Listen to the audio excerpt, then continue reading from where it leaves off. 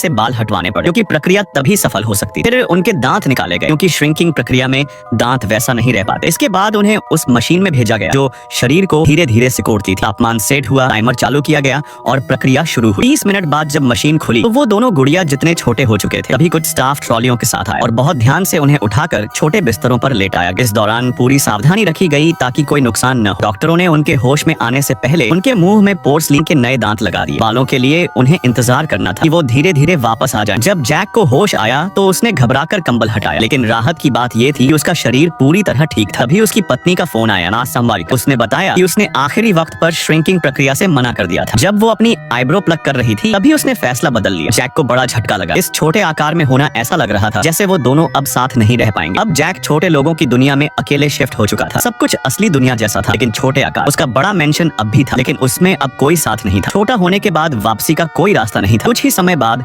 Jack को एक parcel मिला। उसमें उसकी पत्नी का भेजा हुआ एंगेजमेंट रिंग और कुछ कानूनी कागज थे जो उसके मेंशन जितने बड़े लग रहे थे। ये जानकर कि अब वो अपनी पत्नी के पास नहीं लौट सकता, जैक ने उन कागजों पर दस्तखत कर दिए। अब अकेला जैक इस नई दुनिया में अपने लिए एक नई शुरुआत की तलाश में निकल पड़ा।